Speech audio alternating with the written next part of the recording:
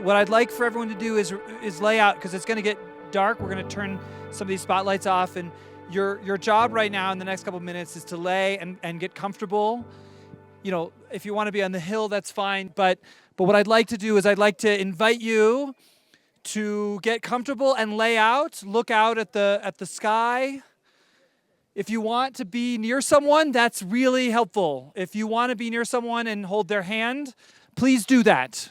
This is a thing tonight that is labeled a tour of the night sky, but actually, surprise, this is a tour of what it is to be alive. And that's something I want you to share with people. So get comfortable. And again, please lay out. If you don't know the person next to you, introduce yourself. So my name is Kevin Hainline. I'm a professor at the University of Arizona.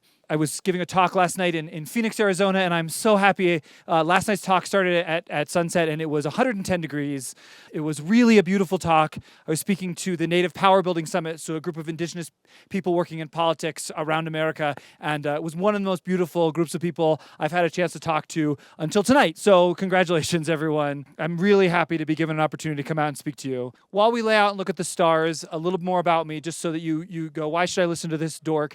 I work on a space telescope that has been in the news recently called JWST. The JWST was launched a couple years ago, and the main camera was built by the team I'm a part of.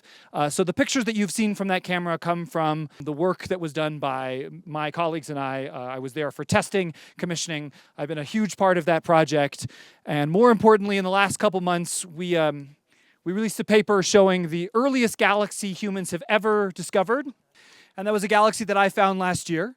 It's a world record, the farthest galaxy that humans have ever discovered. I'll talk a little bit more about it. It was a world record that was taken from another galaxy that I discovered. So I broke my own world record. So this is why you should listen to me. I have a little bit of cred. That's why I'm here. But tonight is not about records or about gloating. I mean, that was a little bit of gloating. I have to do that or else you'll tune me out. Tonight is actually about light. This is the theme of this weekend, light. Light is a very potent metaphor. We say sunlight's the best disinfectant. We talk about light lighting our way, being a beacon, being a light in the darkness. That's why it's the theme of the weekend, light. And the thing about light is that generally people associate light with half of the day. We go, the sun has set, there is no more light. This is especially true of people living in large cities like New York and Los Angeles. But what I'd like to invite you tonight is to remember that there is light all the time. As we look up tonight, you will start to see the stars. In fact, you can probably see a couple right now. I'll talk about them. Their names are not as important as the fact that they are staring down at you and they are giving their light freely. They gave their light to you last night, the night before. When you are old, they will be giving their light to you. Your children, their children, generation after generation, all of human existence will look at these stars in these patterns. This is the light that is there even when the sun is not. The sun gets all the glory because it's pretty bright. But the stars that are above us, their light, is just as important. How do I know? Because I bet if I talked to you, and I've already talked to you, some of you, you have a story about the first time you went out somewhere dark and looked up at the night sky. Many people say, it made me feel so small, it made me feel so insignificant. How can I be with respect to that? And over the course of the next however long they let me speak, you're going to have hopefully that. Maybe the clouds will come, but slowly your eyes will adjust. Your pupils will dilate, allowing more and more light to fall onto your eyes, allowing you to see that there are so many stars that exist around us. It is a fundamental of humanity, a fundamental thing in human history that every person that's laying out or sitting out here or listening to me or standing or walking off and listening in the back of their head, you come from a culture that looked to these stars for everything. Time, direction, space, comfort, joy. How do we know this? Because all of the people that you come from left behind signifiers. There are ancient astronomical observatories and sites in Africa, in India, in China, in the South, in South America and Central America, in this country here, from the people that lived for tens of thousands of years, hundreds of thousands of years, and cared and looked out at the night sky. You've all fucking forgot your birthright because you decided to build a little tiny plastic thing or metal thing that you stick that shines a light in your face. And you look at it and you go, well, this makes me feel good, or it makes me feel shitty, and I still look at it. That little flashlight that lives in your pocket, or the flashlights and lights that we build around us to make us feel comfortable and safe in the darkness. If you remember anything from me tonight, it's that I want you to go away from this place and learn your birthright. Learn about the stories that your culture has for these stars. They are powerful. Learn about the ways that your cultures looked at these stars and their patterns and their motions and said, well, this is what this means, and this is what this means.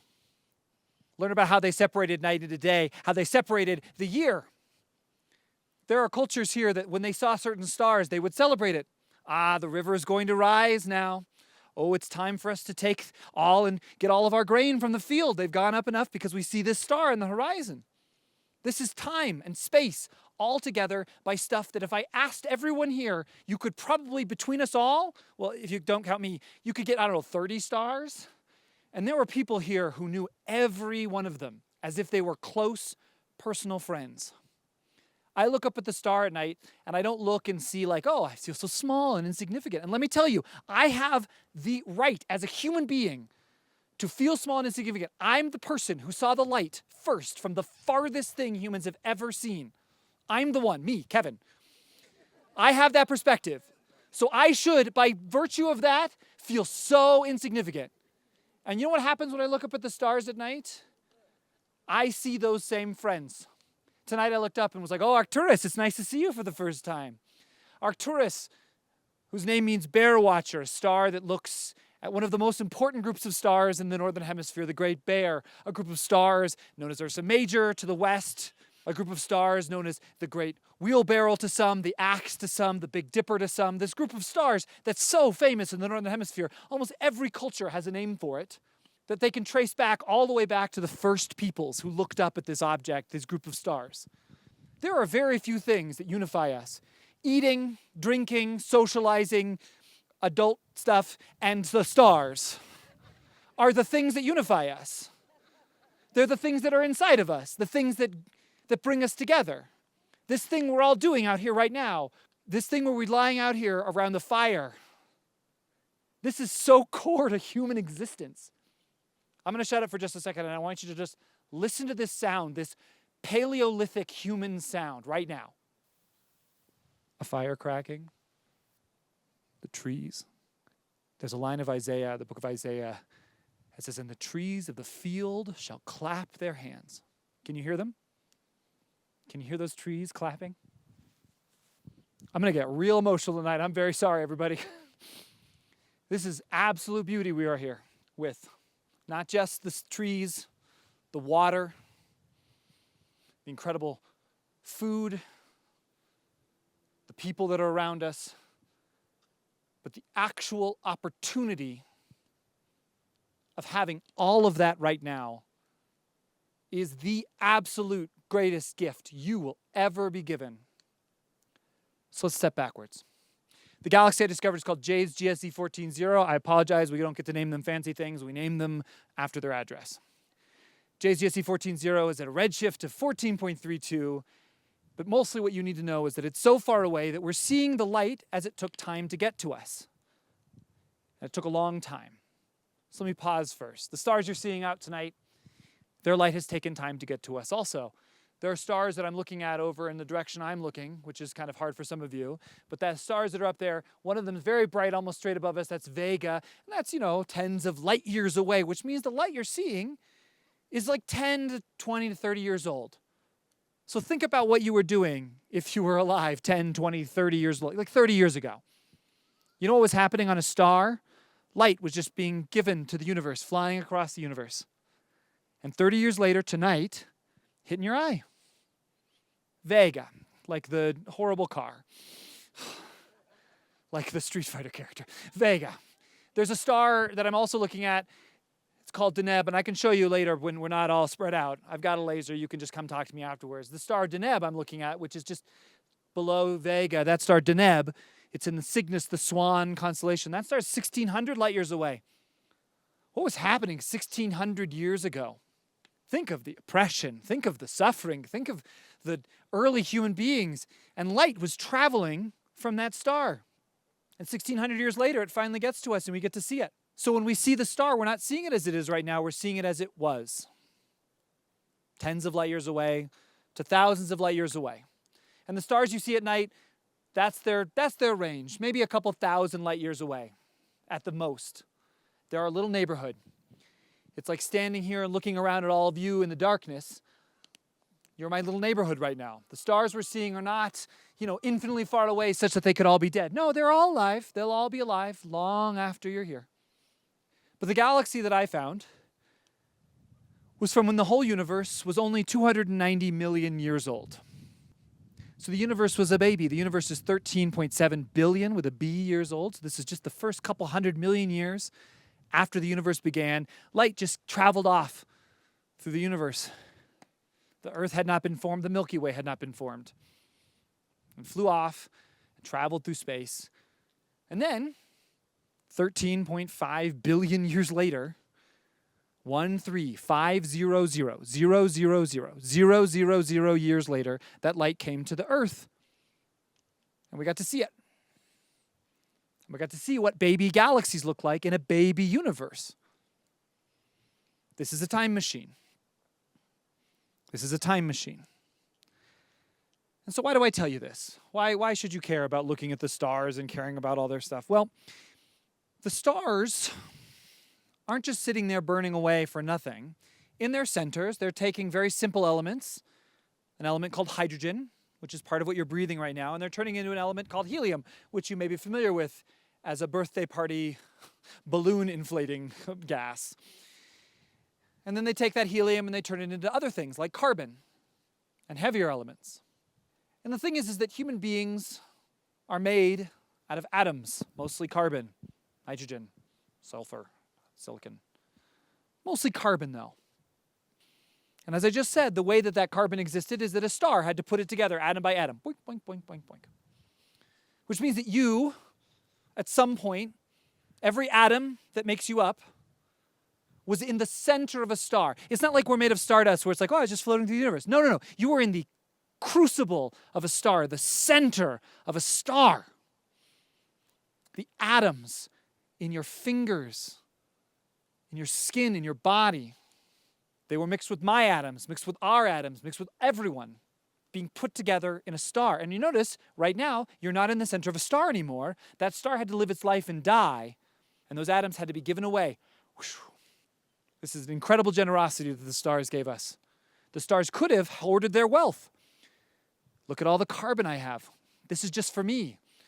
But no, the stars, they died and they gave that away to clouds that form new stars and new planets. And we can trace it even farther back from there. Because the thing is that the carbon that is in your hands, in your skin, well, I said earlier, it was probably helium at some point. It was probably hydrogen at some point. And if you trace it all the way back to even before this galaxy that I found, you find from the very beginning of time, in the Big Bang, you were light energy itself. All the atoms that make you up was energy, light.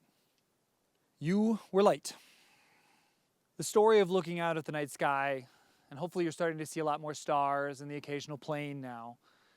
The story of staring out at the night sky is staring out at something that if it weren't for this light and these stars, we would not be here. Human beings are very myopic. We often think that existence began when we existed, that we are the thing that matters. Before humans, who cares? The earth was lava, I guess? I don't know. And after humans, who cares then? We are the stewards. We do what we want with this planet. Oh, honey. Human beings are such a tiny, tiny part of the history of civilization, of the universe's civilization, of the universe at all. The universe has had so many things that had to happen The universe had to be hot and starlight itself. It had to have dark matter pooling into these big clouds such that it could flow in and make those first stars and those first galaxies. Those first stars had to live their entire lives, millions and millions of years. Tens of millions of years, stars had to live and die. You in their cores, slowly being put together atom by atom, had the energy in your brain that's making you think, that's making your heart bump, had to exist as light energy, as atoms and atom bonds in stars for millions of years, and then die and give that energy up and give that atoms up to make new generations. 13.5 billion years worth of things had to happen so that human beings could come on the scene and go, I guess we're the real reason this all happened. The egotism of the human experiment to think that just because we're self-reflective, just because we can gaze at our navels, just because we can create universities, football teams, rifles, that we then get to do whatever we want. The egotism. Maybe you're thinking, maybe you're ahead of me. Human beings are self-reflective. That's a very cool thing. It means that we have a possibility. We'll get there in a second. I'll be screaming in just a second about that. But it also means that those same trees of the field that are clapping their hands are also made in the centers of stars. They're carbon. These aspen trees are talking to each other in their roots. And you know what they don't care about? The dumb bullshit we do. You know what they're having a good time doing? Clapping, feeling that wind, water. Human beings think, oh, we're so amazing. But here are these trees that just live so long, these beautiful, beautiful trees. Or the cacti where I live, that can exist on so little water. Or the animals that are here, the birds, the magpies I saw earlier, the little insects you didn't even weren't aware that exist in these fields around us. This life came from the same place. It was intermingled with us. It was atoms too. It was light as well. We just preference ourselves because we can build Teslas. Folks, the point of my talk is to remind you that existence is such a precious gift that human beings will waste if we don't watch out. You will live your entire life and think, wow, I'm awesome. I discovered a galaxy.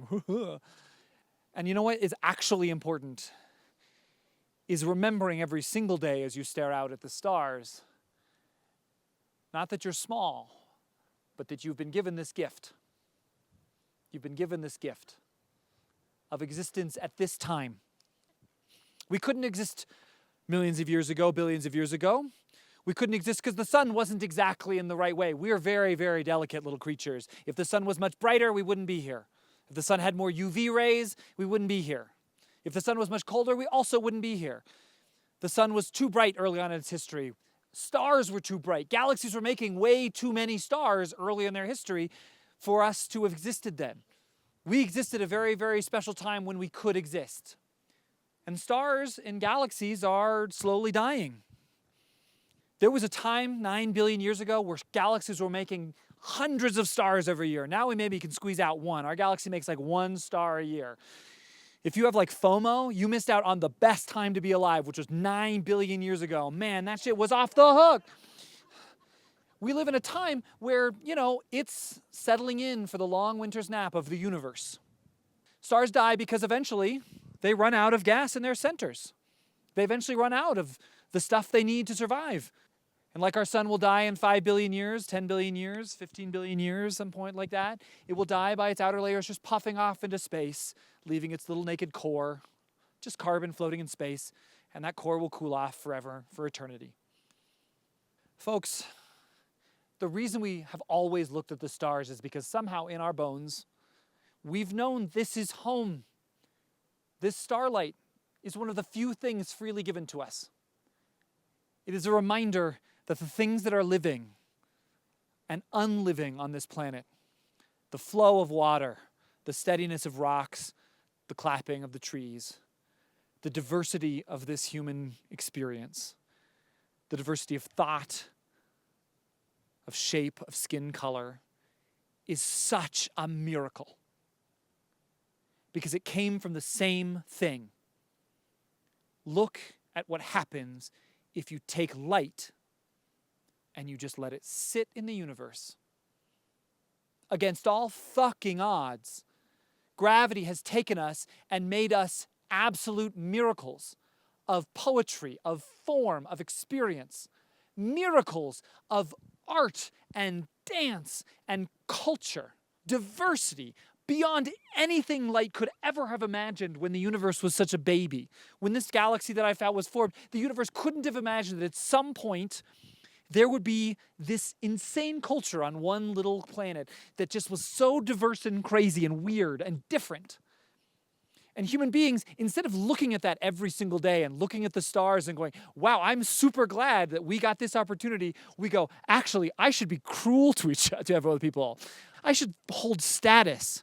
I should be absolutely the most abhorrent person. To this day, in God's 2024, we have so much knowledge. 100 years ago, we didn't even know that galaxies were outside of the Milky Way. We thought the Milky Way was it. The idea of galaxies is 100 years old. We are one of the only groups of human beings who's ever been alive to actually know from the beginning of time to today what's happened. And there are still people, huge numbers of people, who are hateful as a result of this. They see the universe and they go, I can be better than that.